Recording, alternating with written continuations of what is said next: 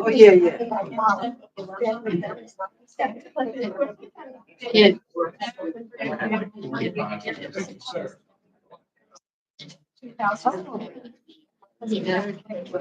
Well, I think you're upset.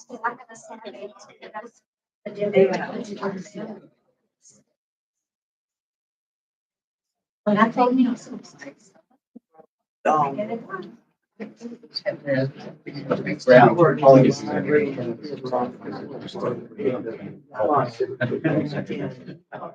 Zoom in. Oh, never mind. I don't know why I asked you. I can do that from my phone. All right. I was trying to see if I could find like a place. If you want to, I'm gonna close that. If you want to, do you have like the link to the drive file on here? We could drop it in the chat right now. Well,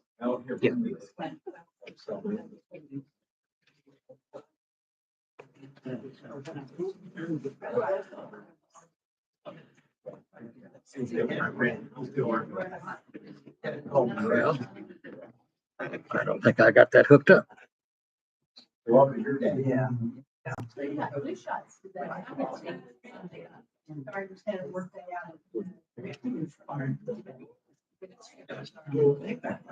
Making it all work with John's help. Making it all work with John's help. Team effort. Goodness for you.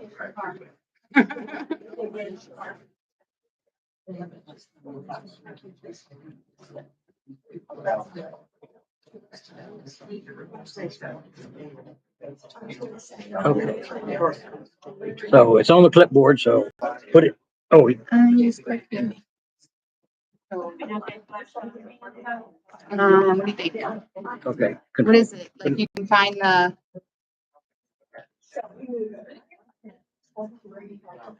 Oh, I see what you're saying. Yeah, tell them what the link's for.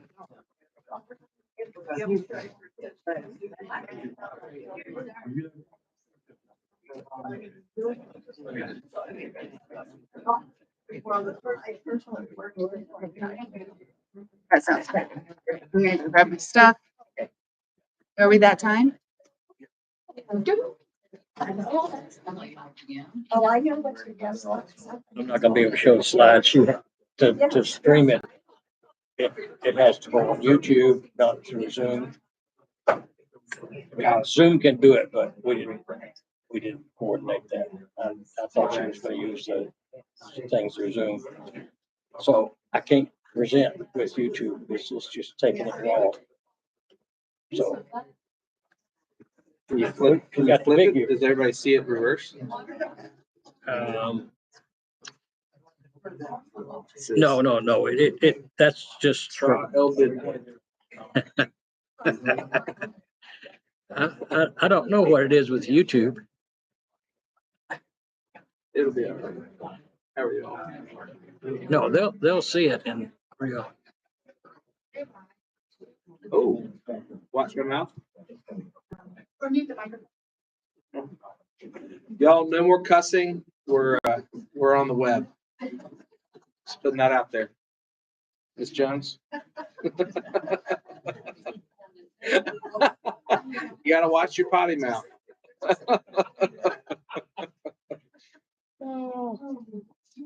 It is a miracle that I've never gotten caught saying a 4-letter word with all the live streaming that happens. So, What do you I'm mean? gonna go knock on You've wood. never been called. You think you turn your mic off down there sometimes. True, but I don't, no one's ever talked to me about it. How's that?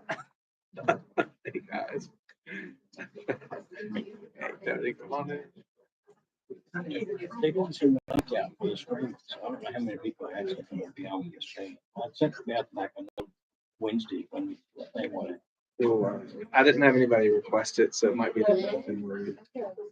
archive it and then have it available for those that would like to see it later. So for the next ones, let's make sure we put that bug in people's ear. What's the link for the YouTube? I shared it with Beth and Charlotte, so I don't know if they got it out to places or not. But if anybody calls and asks, I mean, I have it. It's literally right up on my phone right now. Tell you what, what you could do is pop it onto our Facebook page. Okay, I can do that. I don't have any kind of like special, like I'm just posting as me. But okay. Don't worry. No, it's fine. The world will not rise or fall.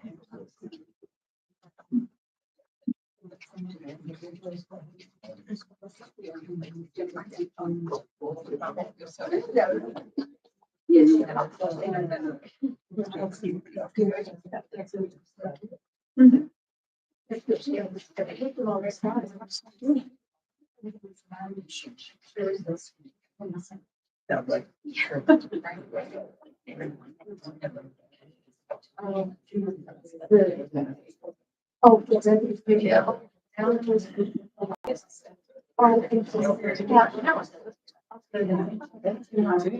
This class, wait, it's not this year, just like a tiny little room. No, no, no. Is it turned up? The mic turned Yeah, on? both are turned on.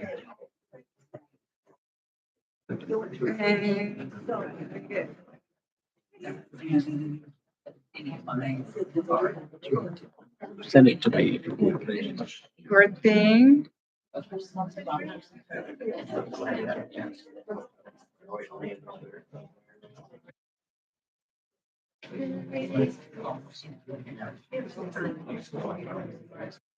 are you doing?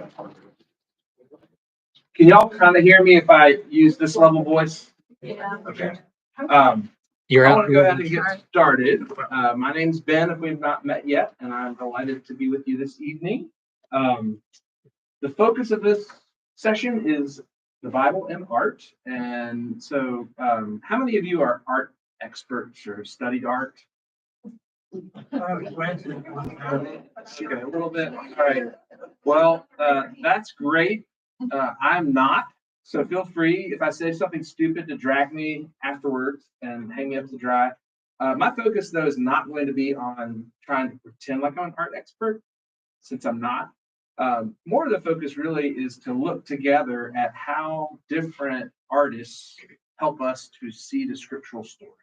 So just like with theology, you don't have to have a PhD to be able to engage with thoughts about God. I don't think you have to have a PhD in art or be an artist in order to be able to have an interesting exploration of art. And so the focus is going to be entirely on visual art. I wore my Beethoven shirt, but even though he didn't paint, he painted with music. But we're not going to look at other kinds of art, just too much. I have like 60, 70 slides, which is way too many, especially because this is going to be way more interesting if you all have things to say instead of just me, since I'm not an art expert. We're going to look also. I'll do almost no art history, styles of art. I'm going to show different kinds of art. Certainly some impressionism, abstract even. I don't know enough to really even pretend like I'm smart on that. So if you are, feel free to chime in. The focus will be just much more tethered to the scriptural stories and how different artists look at it. And we're going to take several single stories and look at multiple artistic interpretations just to see how different artists pull things in and pull things out. So before we turn to some actual art, let's pray. Creator God, what a gift it is that one of the ways that you have equipped us as beings made in your image is that we have the power to create too. While our creations always pale in comparison to your creations, what a gift it is to have the gift of art. Help us tonight as we explore some pieces of art and some artists to enliven our faith. Help us to deepen our journey as disciples so that in all that we are and all that we do, we might give you glory and grow in our love of you and share that love with the world. We pray this in Jesus' name. Amen. Amen. All right. So I wanted to just start. Wanted to start with kind of the classic. And if any of you have devices, I did send out the slides. You're welcome if you want to like close up on something that's not inappropriate. You're welcome to do so while we're talking. This, of course, is probably maybe the most famous piece of Christian art. I don't know about you all, but I know that my image of God the Father has been colored by this. You know, how often does somebody say, oh, a lot of times people talk about God as if he's a white dude with a gray beard. Ta-da! You know, this image of God the Father is so iconic that I'm not even sure that we know how much it has affected us. Obviously, this is the end of day 6 of creation. So the thought here is, let us create humankind in our image. And so you've got the mirroring, the physical mirroring of God's posture, the Father's posture, and Adam's posture. And so you can really see the plural language that God uses of creation is, you can see the angel throngs. That's one interpretation of why God would have said, let us.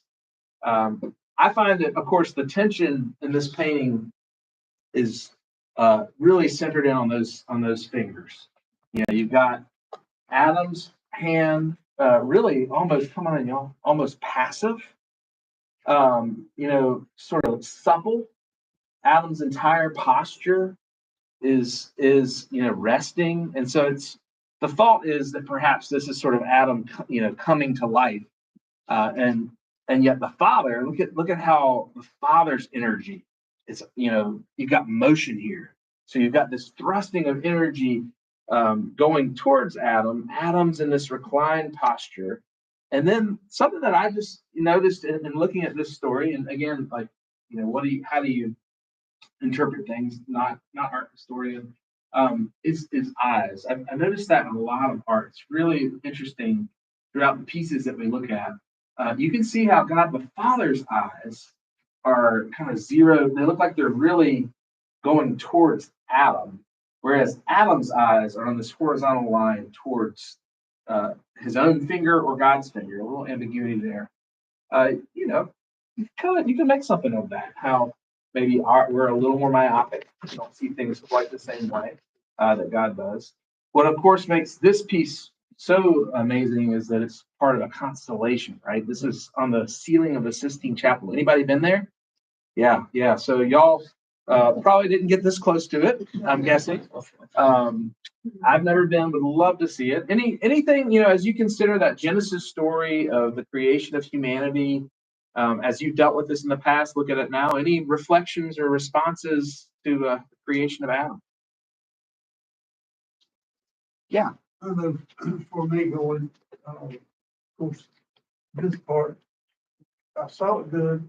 There was a famous movie, I can't recall the name of it now, that's how it started out with that image right there. But when I was in there, the entire ceiling was painted. I mean, it's huge. And then it also deals not only with creation, but also the results of sin and going to hell. So down on the other end down there, I mean, there are people that are headed into hell, and you can see the pure fear on their face. And it was really, it was an amazing place to be in. And, he was for sure a genius. Or maybe he wasn't a genius, he's just a good artist. I don't know.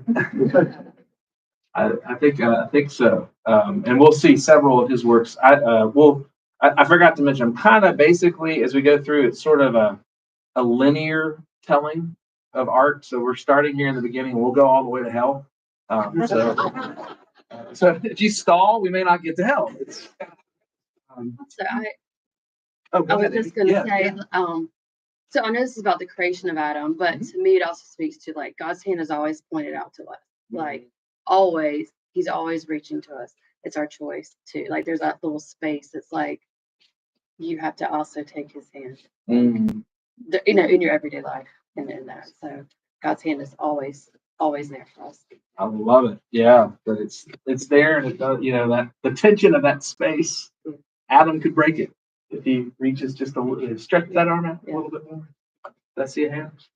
Yes, I struggle a little bit with the image of God. Yeah.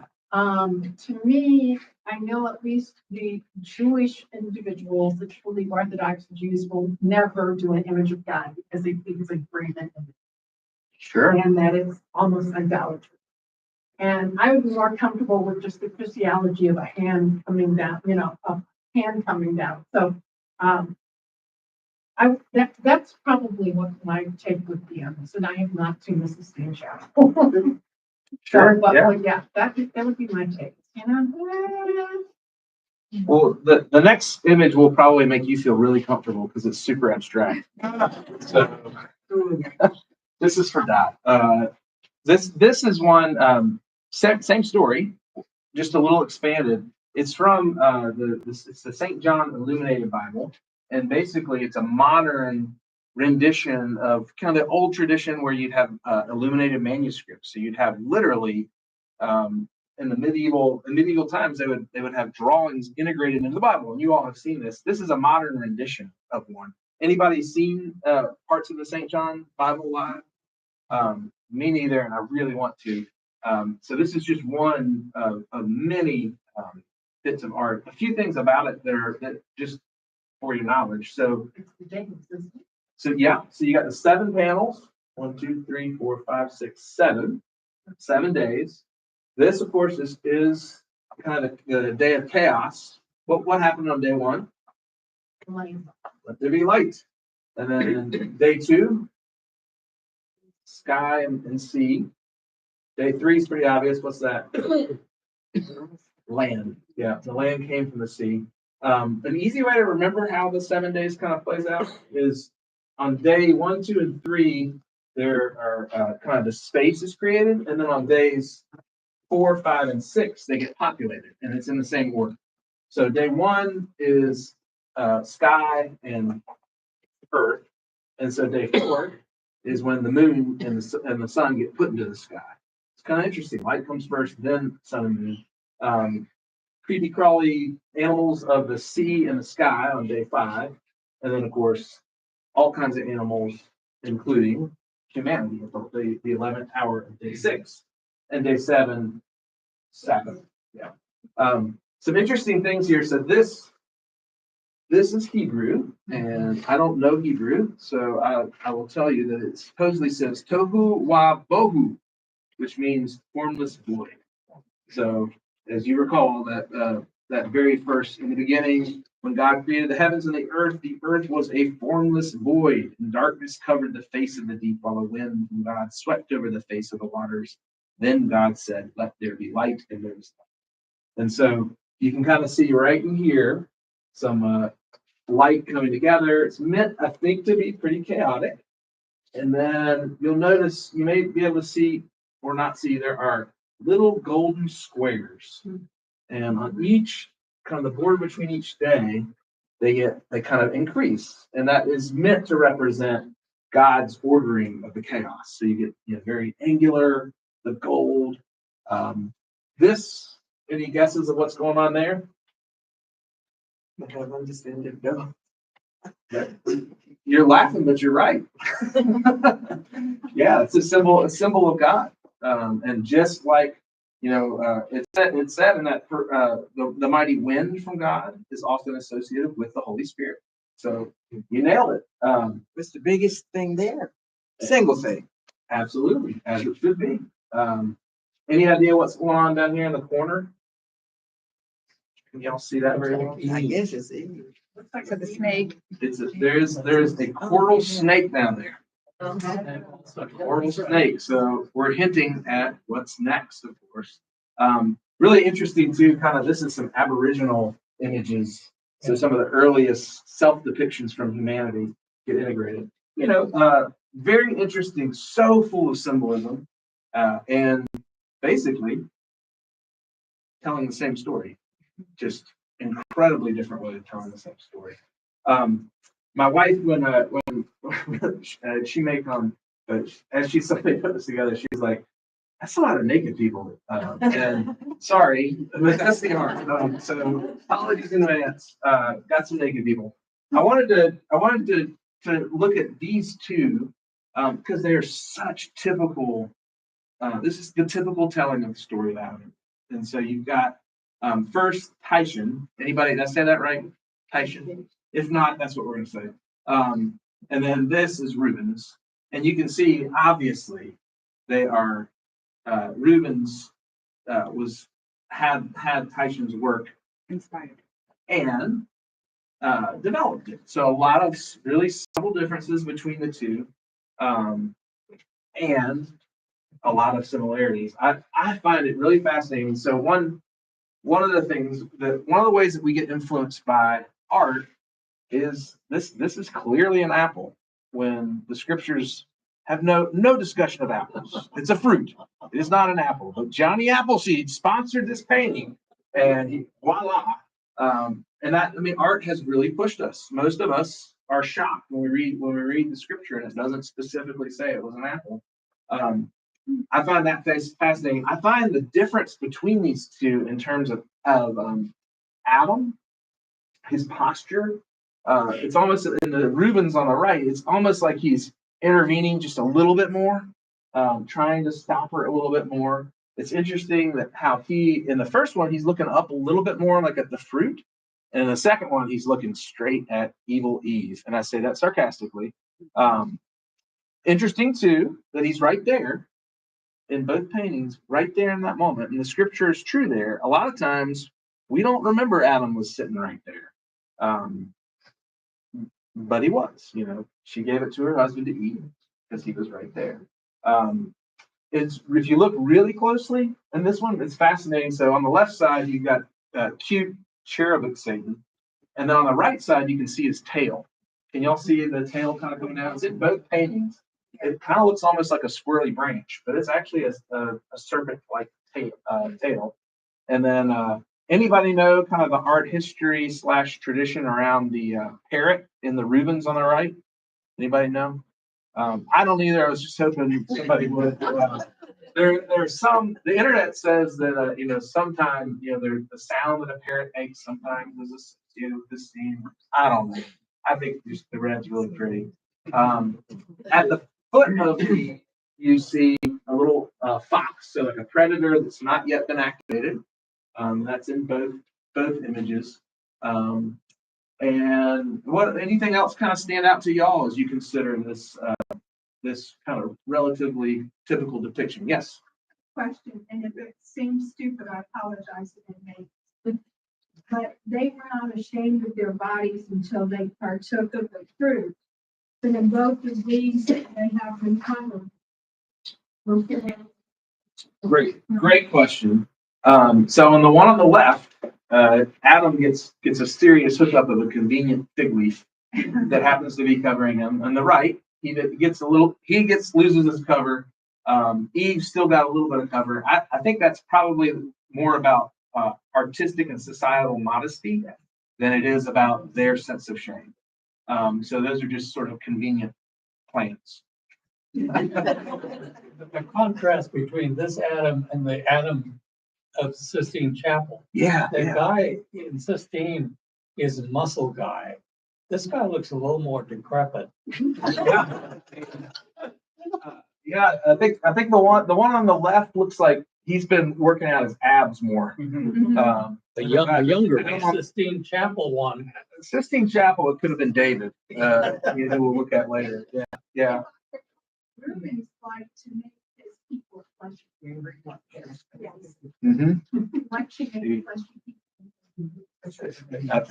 I suspect you're correct. I think I've got it for Reuben, so let's see if we got some fleshy folk in there. It's for a Rubenesque. I knew I liked that, Reuben.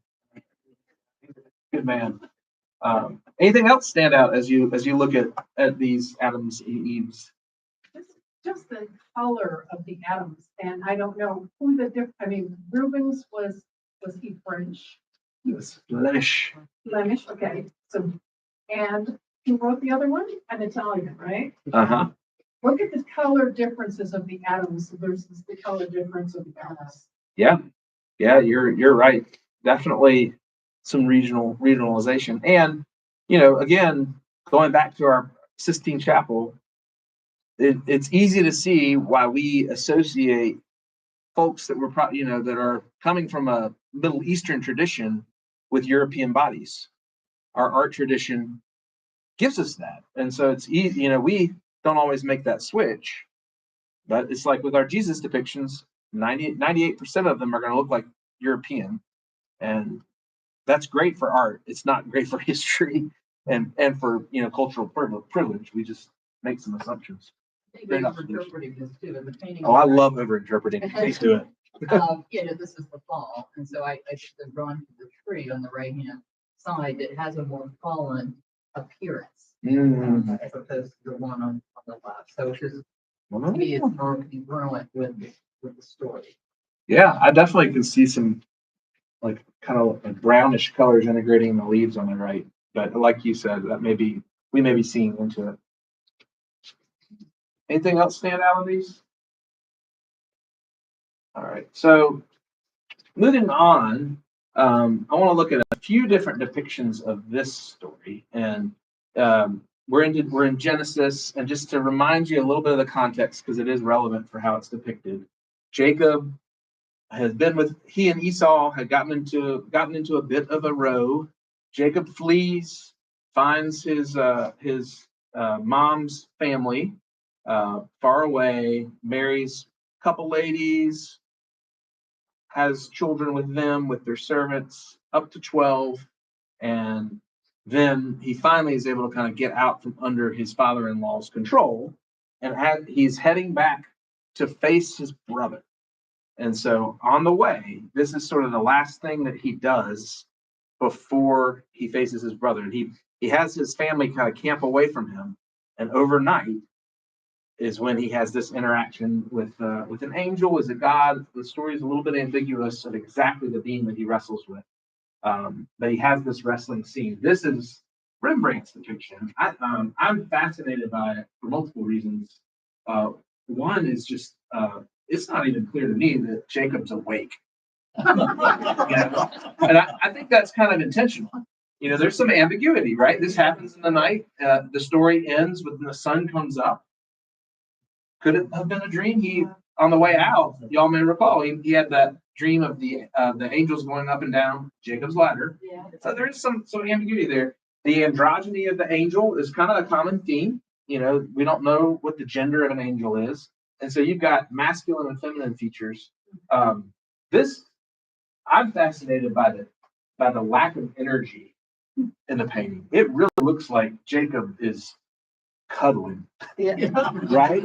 And the angel, there's zero energy in the angel's hands. It's just like, blah. She's rocking him like Yeah. I mean, rockabye, baby Jacob. But in the midst of that, you see angel hand down on the hip, and that's what will be disabled on Jacob at the end of the night. It's Jacob's hip, and he walks with a limp.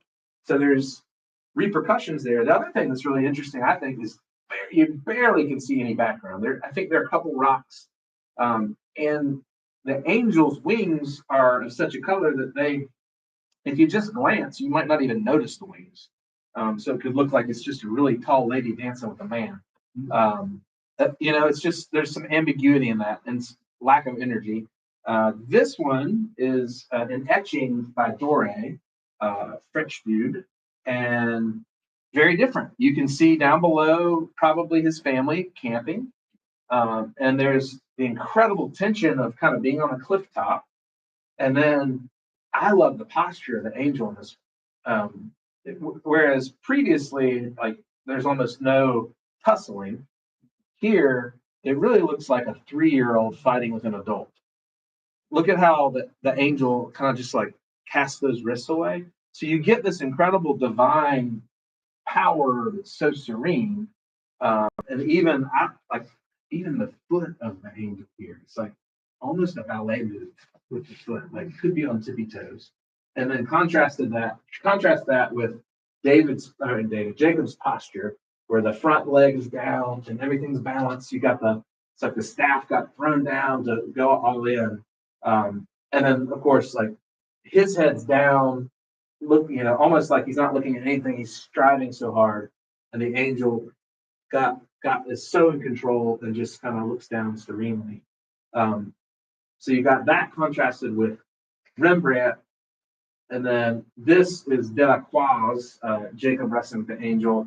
This is in a church in Paris, and you can see here really different energy in the story because you got two stories happening. One is all the people, and you can even see if you get up close, you can see how they go all the way around that bend, and then you see all these items that Jacob has set aside to enter into this. The thing that I find most fascinating in this one is how he's wearing fur. And you may remember when he with his mother Rebecca's help was trying to get the blessing, he put fur on his body to be able to trick his dad because Esau was the one that was the big animal. So how fascinating that Delacroix chose to have him have furs like that, right? I don't know exactly what to make of that, but I'm fascinated by it. And here again, like I know like gender issues are a hot topic, so I'm not making any kind of statement. Go ahead. And yeah, check out this situation with the angel. Like it, I'm sorry, that is a real blending of gender right there. I don't know what Delacroix was doing with that, but that is like a bridesmaid's dress with some serious forceps, forearms and biceps. I mean, seriously, it's happening there. I don't know what's happening, but something's happening. So a ton of energy, and then you got all that energy behind, all in this. Interestingly, look at the doré. You're in arid country. You got nothing in Rembrandt. You could be anywhere. You're in the height of a place where there's cacti growing below you. Here, you don't have the danger of the cliff, but you got oak trees growing. It's just, really interesting, different backdrops that pull out different aspects of the story. Jacob here, I wouldn't want to bump into him. He is ripped from behind, and yet the angel doesn't seem to be exerting anything, and hand goes right to the thigh, which is an interesting twist too. The Rembrandt, it was to the hip, and that's what gets hurt. The thigh happens to be when you make an oath. You put your hand under a thigh, right? So that didn't happen with Jacob, but Abraham. Tony, was that your hand? Yeah, I just we did a Sunday school class on this about 3 weeks ago. Cool. And the Jacob was on his way to go meet his brother Esau, and he didn't know if he was going to live or die or what. Mm-hmm. And he got in this wrestling match, and the Bible verse I read, the NRSV, it didn't say angel, it said God. Mm-hmm. But he was known as, he's just so stubborn, he wouldn't let go. And that's what the footnotes on the NRSV study Bible said. It was just more of him grabbing and not letting go. Yeah, well, I think he was afraid of what would happen if he did let go. This one I think really captures that. It's he's got the bear hug going in around the waist. So yeah, and of course this is where he gets the name Israel, which means strives with God. So that's not accidental. One more on Jacob, and then I'll pause and we can talk about any of these four. The last one is just fascinating. So this is Chagall, and so a little bit different, is it not? You can see my granddaughter would do. that's. It's like very, very much more abstract. I'm not sure that's not a chicken in the right hand corner. Because the angel here, whereas previously the angels are comparable, in size. Here you've got an angel that's twice the size of Jacob. You got all the people are visible, and so the energy of the wrestling is really, really different. And then I'm so fascinated by the right hand corner. If you just saw the right hand corner without anything else, I would think that's Madonna with child. But it could also be, and that's where art like this can be really interesting because there's so much ambiguity. That could also be Rachel with Benjamin. That could also be a memory of Abigail with him, his mother with him. So the ambiguity of that scene and the murkiness of the blue, I probably am naturally more drawn towards more realistic depictions. And yet there's a lot to say for how something like this can speak. Backing up, other thoughts on any of these or how they all work together with Jacob? Any kind of reflection on that one? So I'm actually drawn more to the Chagall than the other paintings because I like an artist to put in emotion, to put in letting us use our imagination. And so I think Chagall allows that opportunity. I love the colors. The yellow just stands out amongst all that. Doesn't it? So what do you think the yellow is, Bill? I mean, I'm trying not to make it a chicken, but Yeah. I really could it be a goat? The chicken. You think it's a chicken? It really does look like a chicken. Yeah, great point here. Great point. Anything else on Jacob for any of these three? So next we get a few depictions, and they're all going to be statues of the story of David. So you all remember this story. Probably any of you could recite it almost recite a word for word version. But basically, David, who's still a ruddy young man, and the Bible's telling of it, presumably, there's a little ambiguity to that. But David comes down. He's not one of the warriors. He's bringing food for his brothers. Goliath's taunting them, and David basically says, "I could do it," and he gets his chance. And Saul, you may remember, agrees to it and gives him his armor. David puts the armor on, and then just says it's not working, and picks up his sling and is able to defeat Goliath with the sling. And then after he has pulverized him with one of the smooth stones, he then beheads him. So one of those great stories that children are so drawn to, and you try not to tell them everything. So this depiction I'm fascinated by because I feel like Donatello pulls on David's youth so much. I mean, you can tell this is not a man. This is a child, almost with some feminine qualities. I mean, he does not have kind of the rough edginess that even a teen would have. The hat, is I love hats. That's not the hat that I would expect someone who's just beheaded a giant man to wear. And I can't help but think that Donatello did that intentionally. Interesting too, and you'll notice this, all these particular depictions of David really leave his body open. And so, I mean, here, there is nothing being hidden. He is completely shown. This actually is, I believe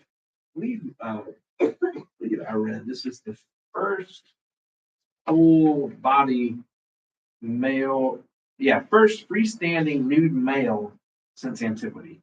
So Donatello, did this in the 1400s. And so probably from an art side, and again, art people, y'all correct me if I'm wrong, but part of what probably was fascinating about Donatello is just the challenge of that, since it hadn't been done. And I believe this is the first freestanding bronze statue that we know of. A couple interesting things, we've got Goliath's head that he's got his foot on. It is really interesting. His toe, it's like he's playing Goliath's beard with his toe. I mean, it really is overlapping into his big toe. So it's not just like a forceful. There's a suppleness to that.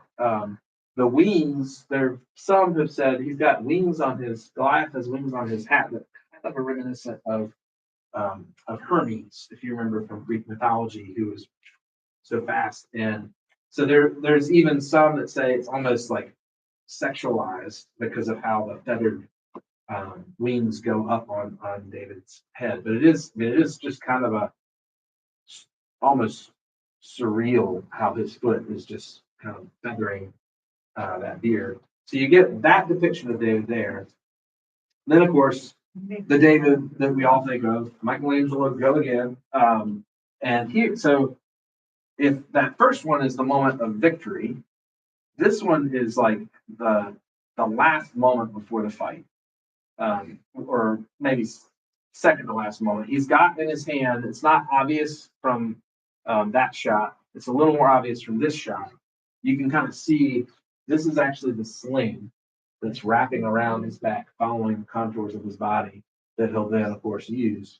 The determination here is, I don't know, I'm just floored by what Michelangelo was able to do. It's astounding. To capture that look of like confidence that he must have had right before the moment is amazing. His ability to just, I mean, I think most folks would say this may be the one of the most incredible depictions of the human body. His proportions are a little off, which is probably intentional. The thought was that perhaps originally this was going to be involved in a cathedral that would have been higher, and so his hands are disproportionately large, as is his head, and so it might be that those things were emphasized so you could see it from afar. We're not sure, but regardless, he captures that moment. So it's like this quiet confidence before he has done the incredible thing. I think it is the contrast between the child, big child versus confident, full, at least physically full male is striking. And then you get this by Bernini. And just before victory too, but his body's in a different position here. Bernini pulls out the emphasis, if David, I mean, just nothing else. It's him and maybe that looks more like a stick than anything. So there's nothing. Bernini gets a little more modest, throws him a little robe, but he also pulls out that aspect of not using Saul's armor. And then I just think, I mean, it's incredible the detail that he was able to pull out of the furrowed brow, the biting of the lip, that he would then, be able to kill Goliath. I just think it's amazing that you get three such distinctive takes on David in this story, each of which packs in so much emotion and feeling, and even some of the backstory. And yet, I mean, they're all so different. Thoughts, responses, where are y'all with You can Google this, is David left-handed? And you wouldn't believe the discussion of it. Because it looks like on one he's left-handed and the other one he's right-handed. Well, I think we're gonna have to explore that one. Yeah, I'm voting for ambidextrous. Yeah, there we go. Thank you. You're a state fan, aren't you? So, anybody? Yeah, go ahead. Shows more muscle tone in his whole body, not just the upper body, but his legs. Absolutely. Than the other two. Yeah, and it's this moment, like it's the first one. Hey, sweet people. Hope you timed it perfectly. No, it's great. I think we're done with all the ones that you told me I was risking myself to show. Here comes my 9-year-old. Love you, sweetie. Yeah, a lot of serious muscle tone, but like this is the only one where he's actually in the act, and so it makes sense that he would show that. Yeah, Michelangelo's David looks a little serene for a guy who's going into a fight against a giant. Yeah, the other one, he's with this furrowed brow, and that looks more like a guy who's about to go into a fight.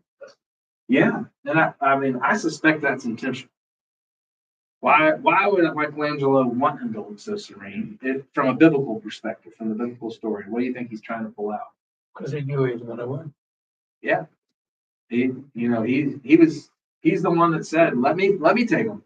Everybody else is cowering. The confidence. And so that the confidence is meant to be, that's biblically accurate. I suspect this feels a little more realistic. And I Right. love that Michelangelo's David has, I mean, his eyes alone would be the victor. Right. Like, I'm killing you with my eyes. Yeah. But he's just got this air of, I've got this. Mhm. It's not like it's even going to take effort. Mhm. And I just, the power in that is amazing. Yeah. And I think it's meant to show us what faith looks like. In a way, sort of setting aside fear and trusting that the God that said you can do something impossible will back you up. Were you going to say something?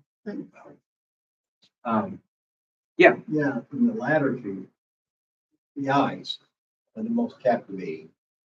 And in both of them, but especially, both of them, the eyes are lethal. Mm-hmm. They know what's going to happen. I thought you were going to say that looks like Billy Graham. I think it does.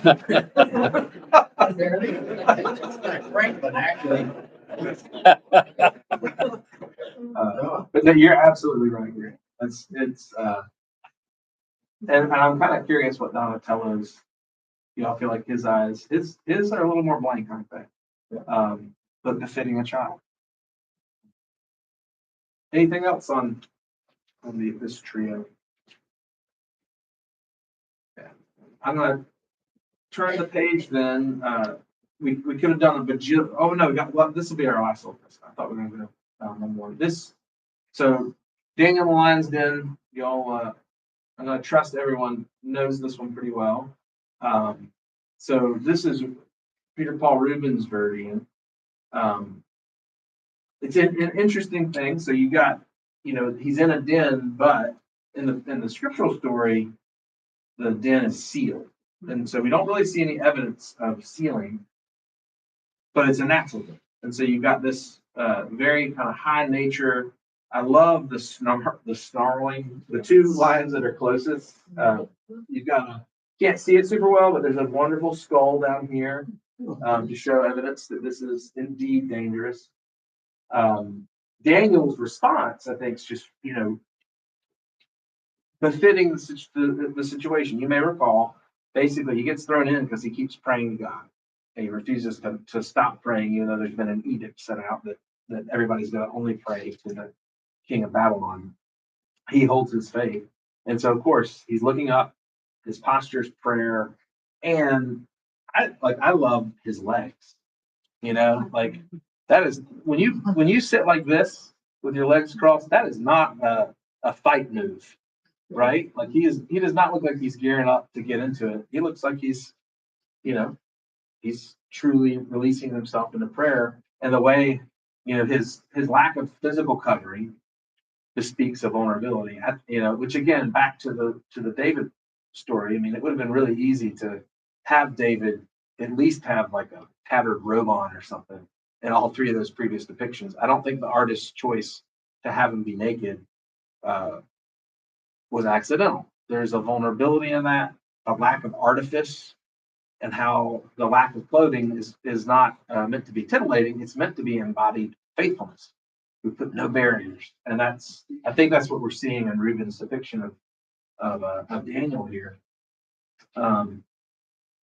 Another depiction, Riviere's, is look at his clothing. So he's, in this instance, he's got fully clothed, and yet look at his posture. He's put his arms behind his back. Incredible. They're probably tied. That could be like a bracelet situation. Could be tied. Either way, he is not cowering. He's got his belly, the most vulnerable spot of his body, is wide open. I love this one with the pink. It just kind of pulls your eyes to the danger that's right at his belly. And then this one's great because there's like raw meat down here. Just to remind you, these are animals that like to kill people. And then you can't really see well. until you get super close, but it's obvious this is a human place. So in the previous one, we're in a natural zone. Here, we're in a human place, and you can actually even see almost hieroglyphic type works on the wall. And so you got this combination of sort of the height of natural danger, the height of human danger, and Daniel's just standing there. The color contrast to me here is really astounding. Just that sea of yellow, and then Daniel is this monolith facing it. And I think as somebody receiving this painting, this one I really appreciate how since Daniel is facing the lions, we face the lions, and that there's something that I think that the artist is sensitively inviting us. You know, it's a little off center. It's not like the lions are all looking at us. They are looking at Daniel, who looks tasty to them, but we're beside Daniel. And I think that's intentional. I think that invites us into the story in a way that can be really powerful. Another depiction here is I love Henry Ossawa Tanner, African American artist. His take here I just think is really neat. The light interplay, the shadow. You can see the door that has been sealed. He's got his arms crossed in front of him, but again, no defensiveness, and his facial features. You can't see. It's all got that sort of impressionistic tendency in the art, but he's not looking in fear. He's looking around, and to me, I don't know what y'all think, but I see this lion here becoming a cat. Yeah, posture. It looks like a house cat the way it's holding itself.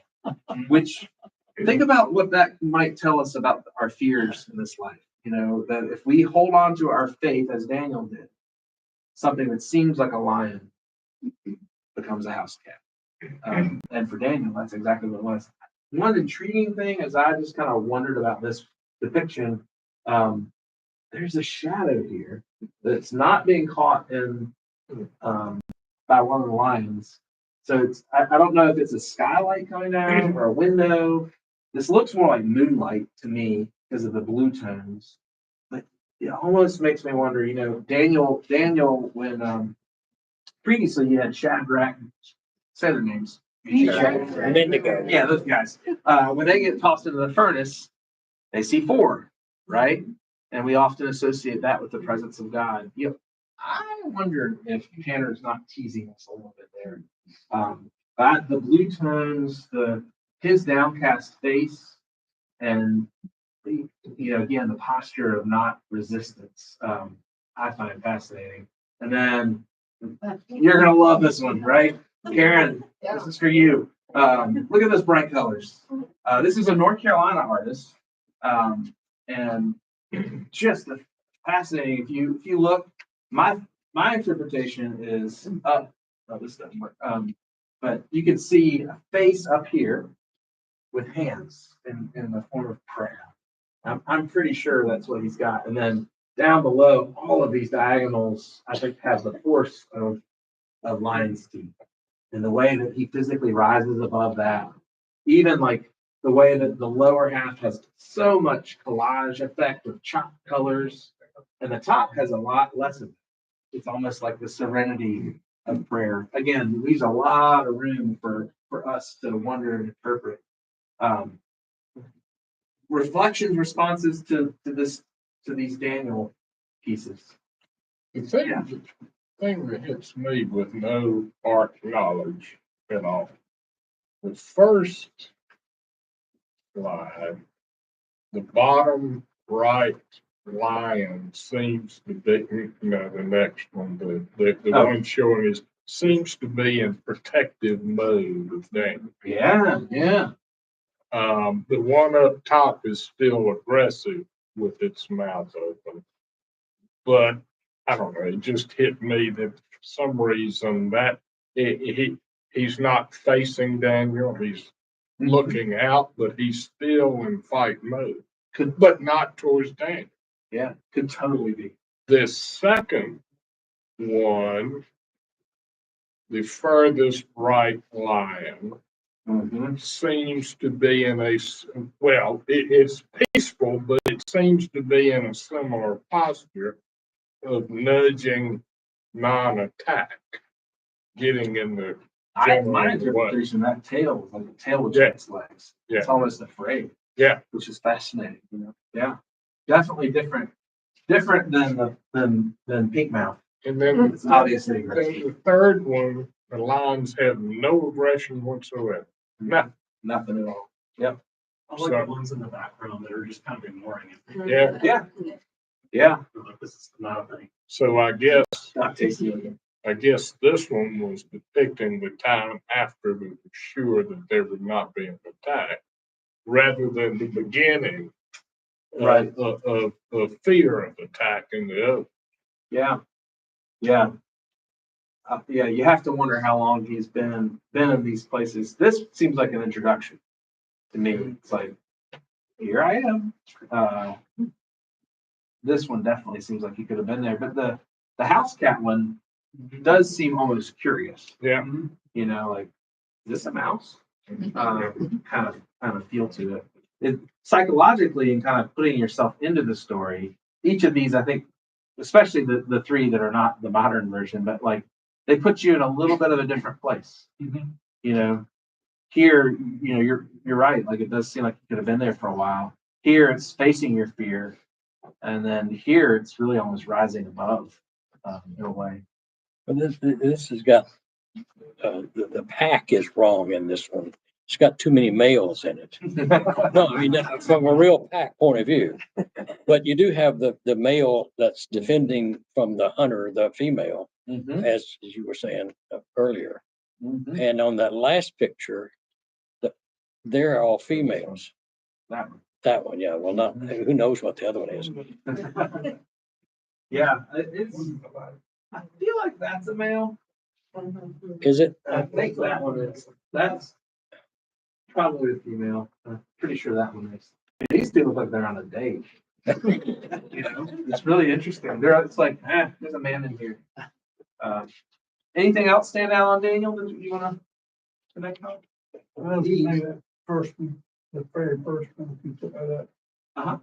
To me, those lines, I think would also do. I know, I can imagine that thrown in the lines being, and the lines at first would be just a complete fringe for this piece of meat. And, cause that's all it is to them. But then this pose that Daniel has with his head faced skyward is a pose of thanksgiving, thankfulness, but the lines are, that deal is over right there. Those lines are all subdued.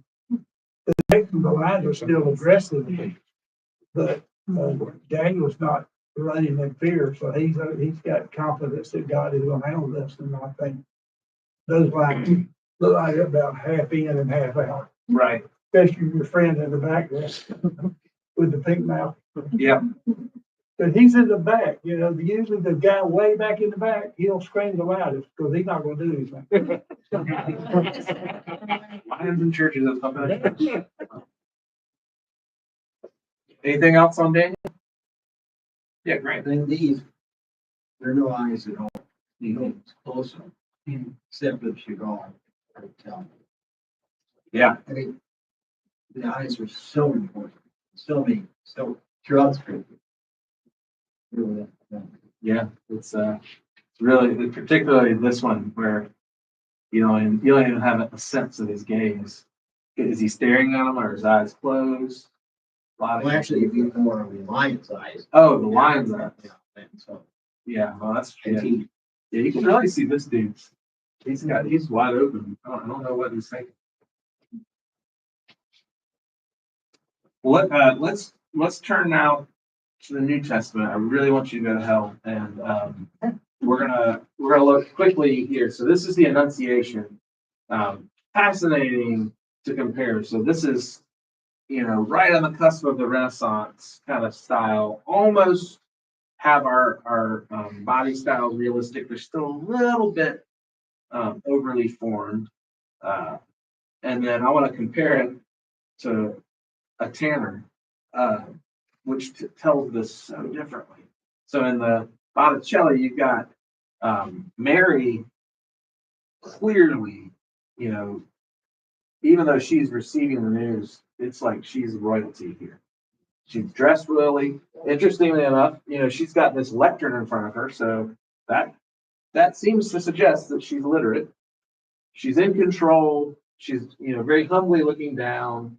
The angel is really looks like a knight that is bowing before the queen, and the image just speaks of order. I mean, and it's beautiful how the line of sight is working with the tiles, the incredible orderedness outside the window of this European landscape scene. So everything is part of order, which in a way is saying, this is the story that Jesus is coming. The announcement that she's going to be with child is all part of God's ordering of the world. So the order reflects the story in a way. This depiction, though, Hope, don't get any ideas. You're supposed to make your bed. Don't be like Mary. We got a messy bed. And here she's clearly more realistic in that she probably was not a queenly figure. She was probably a humble young woman. And the angel depiction here is just sort of a beam of light is a fascinating choice. So you get this really ordered telling, which captures part of the story. I think that's a true part of the story. And yet the human version is a true part of the story too. So it's not like one is better than the other. They both draw out aspects of the story of the announcement. And yet how differently they can move us. I would say this one, to me, is almost reassuring. The God that is at move here, it's part of a plan. I can just sit back and watch what God does, which is awesome. Here, real people like us can actually be part of the biblical story. And that there's something amazing and awesome about that as well. Another, here's that Rubens I mentioned earlier. So they don't look too fleshy, but there's little chubs going on there. But you can see, so this is the adoration of the Magi. Look at how all the energy just swoops in towards baby Jesus. It's really kind of neat how the energy of the whole universe. I love the camels in this one. You got a horse, you got all kinds of people swirling, toiling. It's a great high energy. Joseph is kind of, you got the boom, light from Mary and Jesus, and Joseph's kind of a little bit of a second thought. And you can kind of make out which magi is which, and the beautiful angels, obviously super European. Really interesting to contrast that with the Rembrandt. So all that energy and light and brightness. And then here, a lot more shadow and a lot more subtlety. Still got Jesus and Mary, kind of, the light playing there. You got, a little bit of an interesting magi back there. Joseph again, kind of a little bit more of a backstory. You can barely see our camel friends hopping in the back. Really different tellings, and then a couple more. Again, a Rembrandt. Look at the light in this one. I just think this is amazing. How Jesus is here, and yes, there probably is a lamp, but it's obvious that Rembrandt wants us to remember that Jesus is the light of the world, and the way the darkness all around, we have this centerpiece of light is really neat. I love, the Mary and Joseph here. They're a little bit more together, as I would imagine them, and kind of some of the humility of the shepherds in the barn. I think is kind of interesting because we'll see a Rembrandt of a cross in a minute, but even the way the cross beams are set up here, I read into it a little bit, and I'm sure this is overreading, but I see some cross, like Jesus crucifixion cross, maybe a tiny bit of foreshadowing from the barn scene. And then one more Christmassy. This is here. This is in Raleigh. I love these kind of like almost Renaissance style of like man babies. Let's look at that face. That's a face only a mother could love. But you get kind of like man face, baby body, and yet his fingers are still doing the orange gesture, and just real some interesting kind of provocations of the story. that come through each of these different depictions. And I just think it's really interesting what gets pulled out and what doesn't in these Christmas scenes that have really influenced how we think of it. Responses to some of these Christmas shots? I am aware of the time. It's 7:30, so we'll end promptly at 8 for those of you who are concerned. And you're welcome to leave whenever you need to go. But any Christmas thoughts? Yes. I can tell you that the last one, the one, the North Carolina Museum of Art. Yeah. That was a Christmas stamp in 1992. All right. Pretty famous. Yeah. Go North Carolina. Do you have any response to it? Like, does this one speak to you? I think, thing about Chino, that's what we call the artist, because his father was in textiles. And so if you look at the veil around her face, he was very skilled at showing fabrics. Absolutely. The translucency is very unique. She doesn't look very, the adoration and they just, Yeah. maybe we kept her last. I don't see any bags. I think because of its time frame, its emphasis is less on like human emotion and more on, it's a little bit more stylized. That's how I would interpret it. Art people, y'all correct me if I'm wrong. So it's a little bit less human emotion feeling. I wonder if that's just the style. Sarah. I feel like how she's touching it split. Mm. It's not like she's just like holding it out at arm's length, kind of like, there's something tender about touching the split. Good point. Yeah. I like how too with the focus of light coming from the baby In that- Christ from, and I mean, that one, the first one too. Or, This one. yeah, Yeah, no problem. the light, the focus, but also the light. Yeah. This one to me is just astounding. Yeah. And there are many like it. That is something of a motif, but I'm working with it. Well, of that, keep in mind that almost 500 years old. And they get dirty. They get really dirty. So, clean about the way they were originally. It may not have been. It may have popped That over. dark. Is that true? So, Yeah. Good. Very good point. Very good point.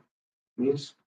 I like, there are some lanterns in the picture, but I like the way the lanterns, which, you would expect to be the source of light are outshined by the light coming from Jesus. I wonder if I don't know if that was deliberate or not, but that's my interpretation.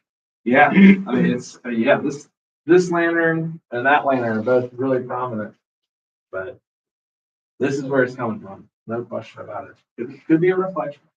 Yeah. I don't think so. Of course, they all have a different ideas in their head when they were painting these things, but that one feels more like the real story of, I mean, this was a guy with his wife on a donkey and they're going to pay their taxes. Sign in, whatever, and half of them, and they were poor people, they were very poor. They didn't have anything like that painted at North Carolina, was ever all through that. Right. The veil is probably not historically accurate, No, and it's beautiful. and that's not the point of some of these arts. Right. But that, I like that. Yeah. Mhm. Okay. So let's move on to a couple more. These are some temptation shots, and I'm sure some of y'all have seen some of these paintings. So this is an etching by Doré, which is same artist as the wrestling, and I think definitely was drinking from the same fountain on both days. A lot of similarity and contrast, right? So you got the cliff scene, some of that tension, and here the angel is on the higher ground. Here clearly Jesus is. He's being tempted. This is presumably the temptation of just kneel down and worship me, and all this can be yours, because you can see the whole world from there. Really interesting. Jesus's response is, to me, not human. I mean, he is so set on eternal things that he doesn't. He's not even looking at the temptation. He's rising above it.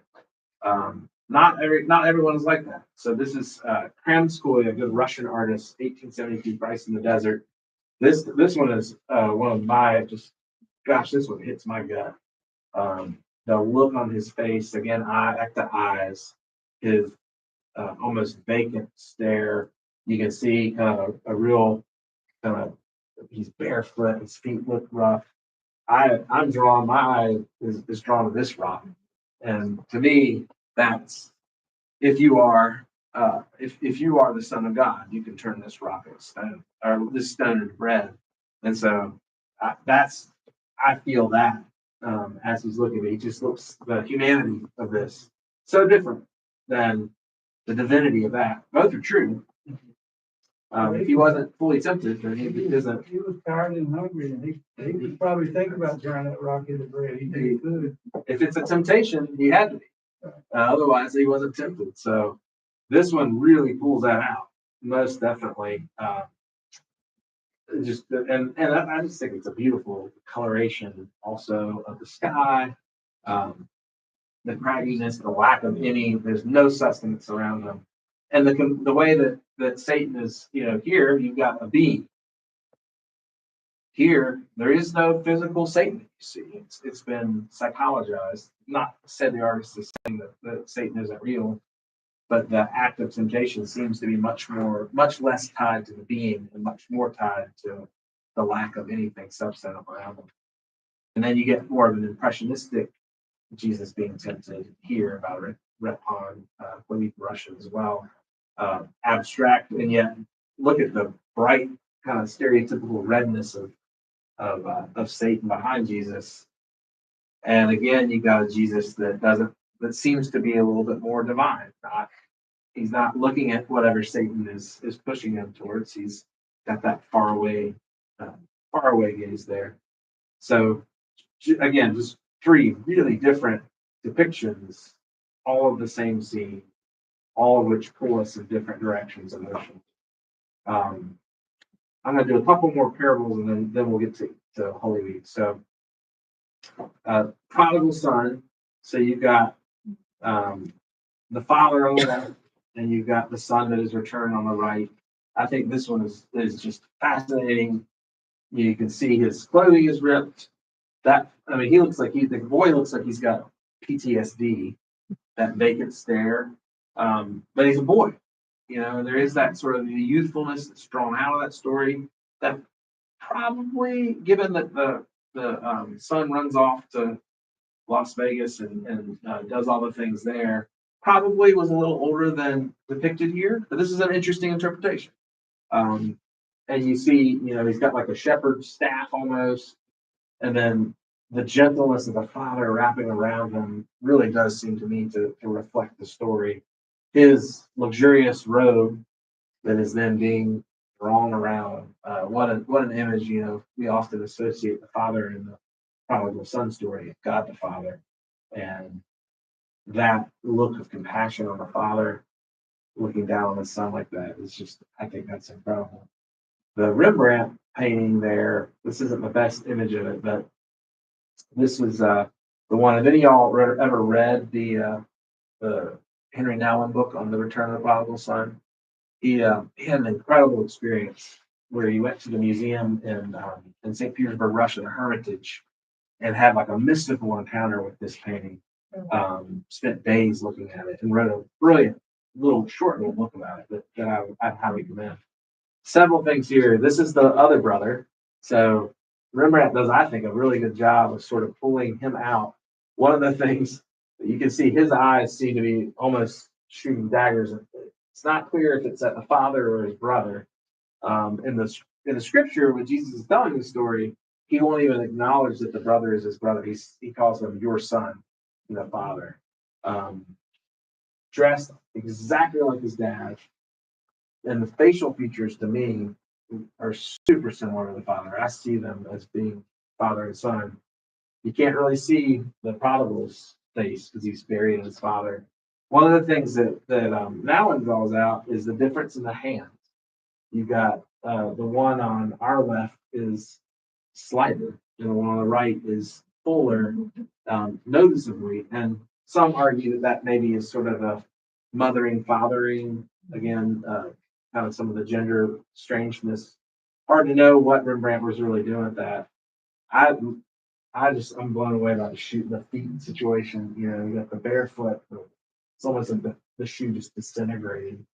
And then the look of compassion from the father is, and it's that here you get the father with the faraway look almost in terms of eyes. It doesn't seem like he's over focused on the son. It's just like there's just a compassion that's even more general than that.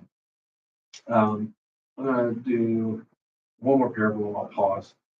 So Good Samaritan, this is the Van Gogh version.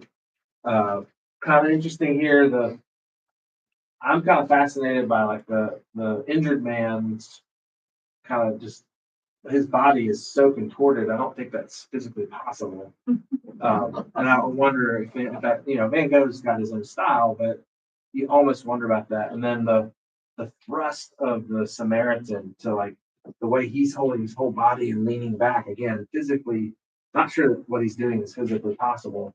And I think that might kind of be the point. Luscious landscape. We got waterfall coming down. You got lots of crops growing, and then this presumably is sort of the cast aside things. Either it's ambiguous. Was it from the robbery when the man was robbed, or are they things that the Good Samaritan threw aside to be able to carry them? I have no idea what the red cap means. I presume it's a Santa allusion, but Yeah. that's just me.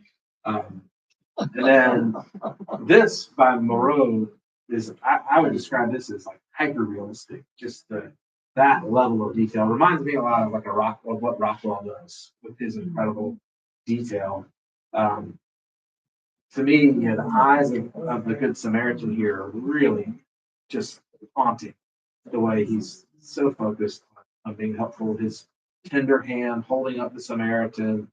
There's in both instances very much a corporeal nature of what the Good Samaritan does. This is not writing a check to Dorcas. I love Dorcas, but this is not helping out with distance. This is full entry into helping someone who's broken. I'm fascinated by the vulnerability of the Samaritan who, you know, I guess he took off his clothing to lay for the injured man. I can't help but see Jesus in the injured man. That depiction of his body, the tilt of his legs, the way the knees kind of go to the side a little bit. The arms, one of the arms is even out.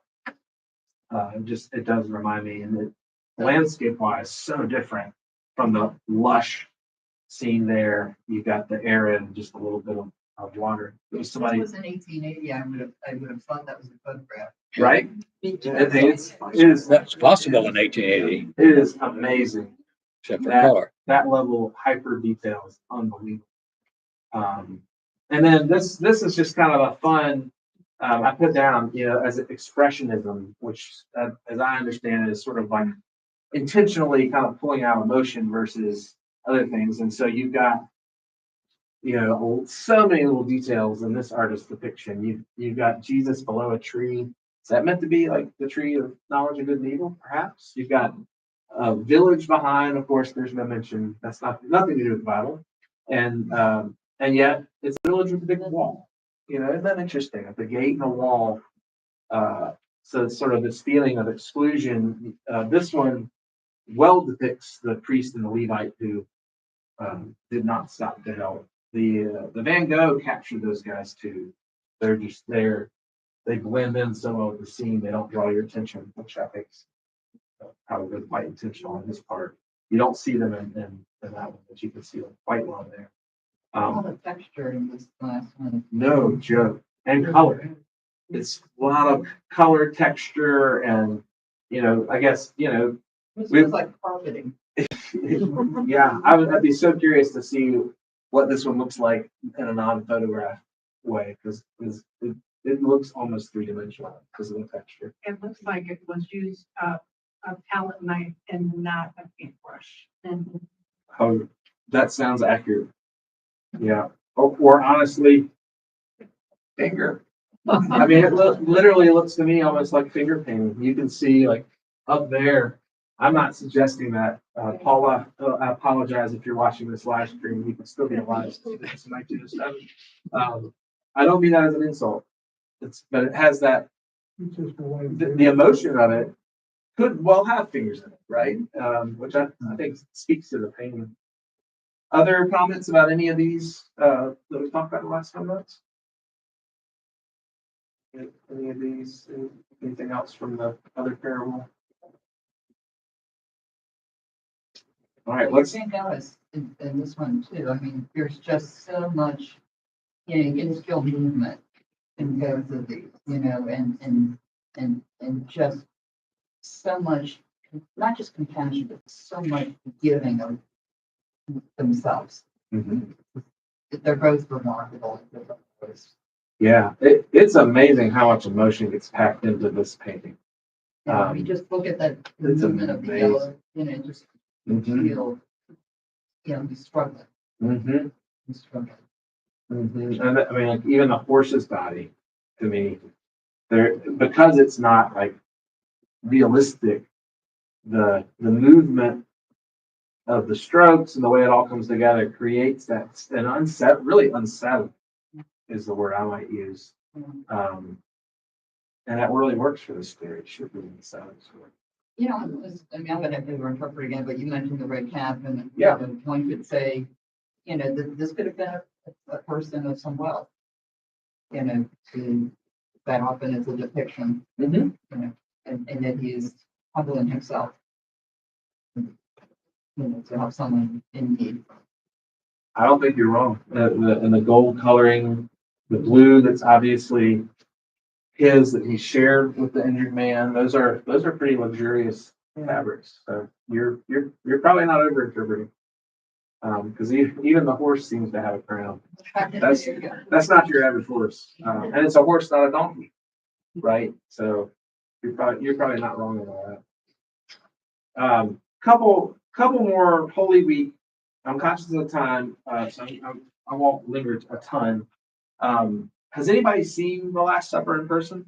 Yeah, so that's more like what you walk into, right? So it's many of us don't realize the painting was actually done in a cafeteria, essentially, for a monastery. And so one of the things that I just think is so wonderful about this, I mean, imagine like you're a monk eating and you're constantly looking up. Of course, part of the genius of the painting is, he allows us to see all 12 disciples with Jesus, so we can see everybody. Having them all on one side, that definitely does it. But when you realize that this painting is on the wall of the cafeteria, what that also does is it leaves the whole side of the table open for you to imagine yourself at the table. As you eat, you are eating with Jesus and the disciples. And this is the moment, presumably, when Jesus has told them someone's going to betray him. And so they're all like, what do you mean? And so you got the three clusters. The Dan Brown book says that's Mary Magdalene, but I think that's wrong because that's the beloved John. How about the feature of the person on the right? You can't see their face. Yeah. The face dissolving, per Tony's point earlier, this painting has almost entirely been destroyed. Yeah. Because Bombed in World War II. What's The that? building was bombed in World War II. It's moisture. It's been restored like 4 or 5 times. So it's probably the original was probably a lot clearer. So it's in a continual state of restoral. This guy is supposed to be Judas, and the one that's right behind Judas is supposed to be Peter. A lot we could say about that one. This is a little closer. Anybody seen the Ben Longs in Ashe County? Highly recommend it. They're free to the public. I'll show you the other one too, but it's basically the chancel wall is a painting, fresco that the world-renowned fresco artist Ben Long did. So this one this is their altar table. And so it's just one of the most wonderful things to partake in communion when you've got the table of Jesus right behind you. I love the psychology of this one, just how lonely Jesus is in that. And he's off center. You can see that presumably is Judas leading over here, but they're like, I think 16 figures in the painting. So there's women included, children, probably, a little bit more realistic to what the scene may well have been, because it doesn't say they let all 12 in. Zipping through a little bit, this one is the betrayal. You can see Judas with the kiss, the weapons. The depiction really, to me, pulls out that sense of a mob, because you've got like almost, I think they're torches, but it looks like kind of almost like farm implements. You've got a wooden club coming out. Real different emotion than some other ones. This one from Caravaggio, look at Judas going in for the kiss, Jesus's hands, and then that dark armor, the darkness behind, the way the light works in this one. Zipping through El Greco, this one, I think just Jesus's hands really almost reminded me of like those angel hands in some of those Jacob shots. Almost no energy having to carry the cross from his hands.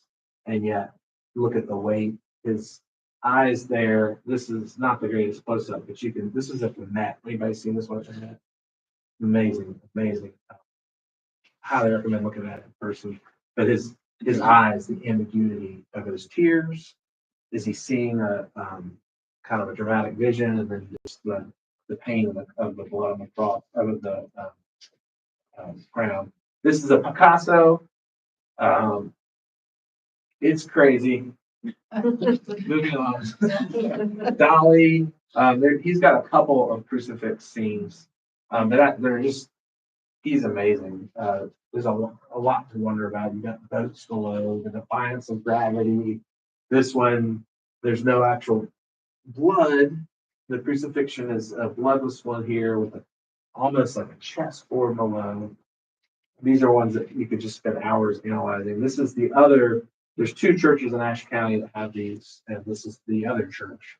So you've got, meeting the form of a sanctuary, and Jesus on the cross. Presumably, that's the spirit. Jesus' spirit self. This is his flesh self. You could argue that perhaps that's the Father too, or different things. This one is again Rembrandt, light, very similar to that Bye Girls, that shepherd scene earlier. This is in the Hermitage, like right across from that painting that now one experienced. This was the first painting in my life, just a quick aside, that I ever really understood art. I wasn't even a Christian when I was there, but I had a almost mystical experience with just the emotion of this painting. Jesus's limp body, that's Joseph of Arimathea holding him there. The faithfulness that his eyes. He's not looking at Jesus. He's not looking at anyone. He's just looking down, going through a beautiful act that seemingly is in the face of any hope, and he's still doing the right thing. I just find myself really drawn into that one. Highly recommend in person. The Pietà, many different versions of this. Anybody know where in the Bible this comes from? It's Mary holding the dead body of Jesus. Anybody know? Good, no liars here, because it's not in the Bible. It was kind of just an artistic thing, that one of those things where we absorb the art and just presume this is biblical, but there is no biblical story of Mary holding Jesus' body. So that doesn't mean it's not beautiful, not valuable spiritually. There's a tradition around it, but it's not biblical. Greco's Resurrection, I'll kind of fly through this one. Rising, it's really incredible, rising above just all that turmoil energy that you see in that one below, and then Jesus rising above.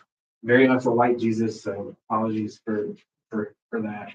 But it symbolically speaks pretty powerfully when you look at light, dark, etc., as symbols of our faith. His ability to rise above all of that turmoil.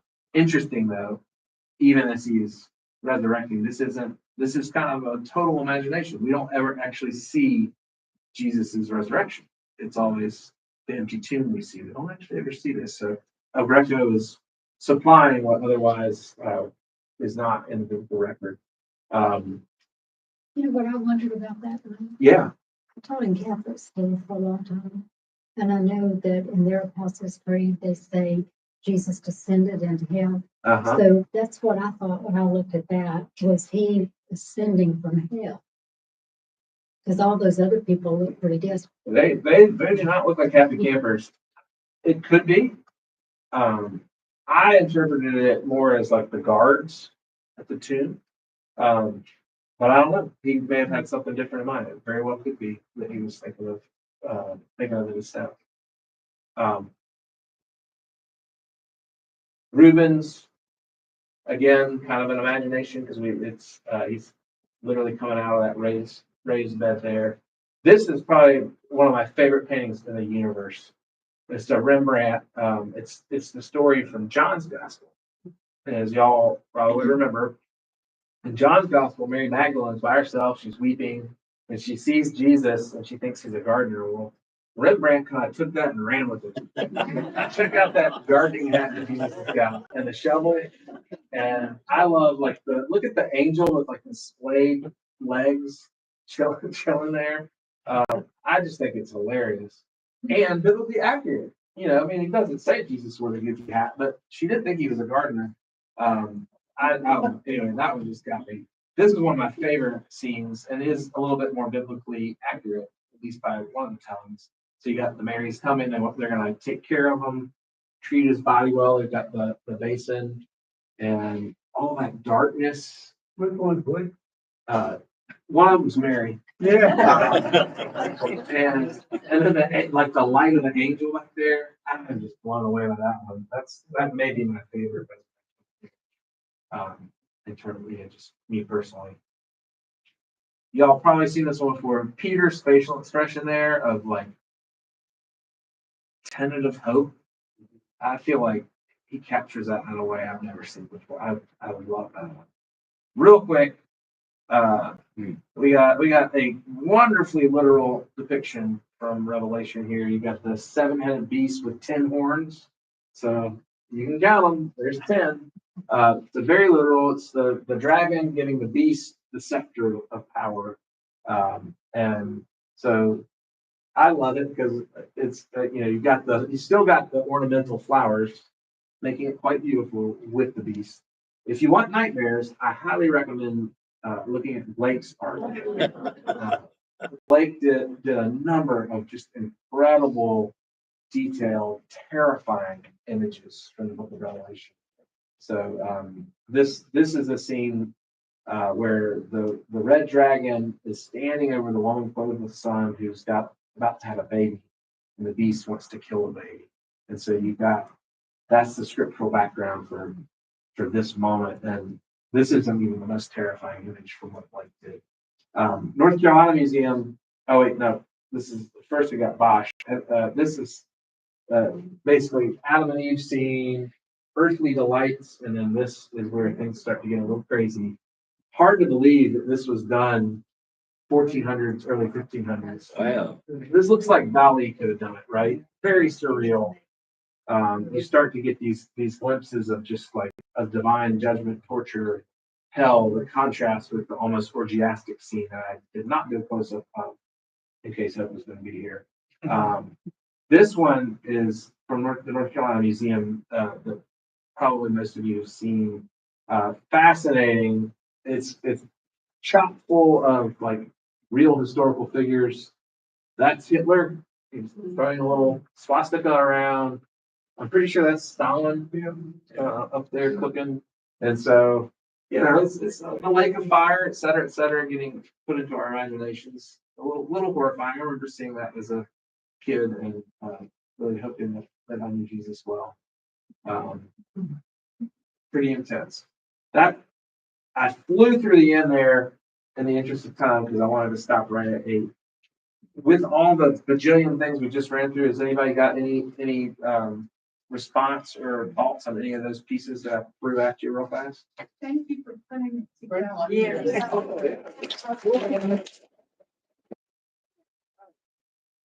We're doing several of these that are just one-offs. Grant's gonna do something that's a little bit more of a series, but we're doing several one-offs and we're just doing things that we're interested in. So I've been wanting to look at art a little more closely for a while. So if you're interested in doing some of the other ones through the fall, please sign up. And if you have corrections, comments, anything else, I'll chill here for a little bit if you want to speak on the way out. So thank you all for being here.